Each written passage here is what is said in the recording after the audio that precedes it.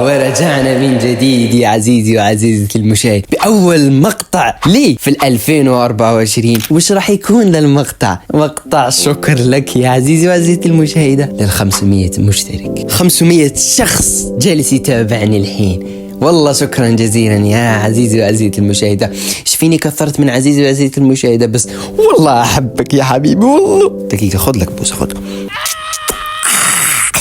بس والله خلينا نتكلم في الجد الحين. الله وكيلك، أرقام قياسية جايز نحققها. والحين خلينا نتكلم عن الأهم من ذلك، أهداف 2024 بإذن الله تعالى هي السنة القاضية.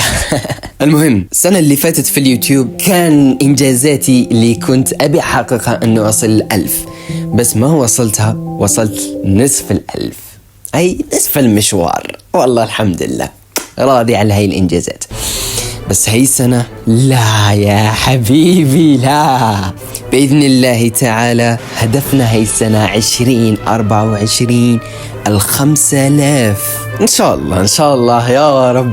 أما بالنسبة للمشاهدات الكلية للقناة، المرة السابقة كانت 200 ألف مشاهدة على ما أعتقد، بس ما حققناها، وحققنا نصف المشوار 100 ألف مشاهدة والحمد لله. بس هاي المرة لا، هاي المرة بإذن الله 500,000 مشاهدة كلية في القناة بإذن الله يا رب، أي 500 ألف. وبالنسبة للتيك توك والإنستغرام، تيك توك 1000 إن شاء الله، والإنستغرام 1000 إن شاء الله، مع أنه السنة اللي فاتت كنت عامل تحدي على 1000 وال1000 كلا البرنامجين، ولكن ما حلفنا الحظ وما كتب لنا ربي أن نصلها. بس هاي المرة إن شاء الله نصل. والتويتر إن شاء الله بس 500 مشترك والحمد لله. والله بالمناسبة أنه ما أعلنت على التويتر تبعي، تويتر تبعي فتحت فلوز، ادخلوا واعملوا اشتراك في فعاليات جميلة هنا. وبس يا جماعة، مقطع قصير لكي أشكركم على 500 اللي بفضل الله وبفضلكم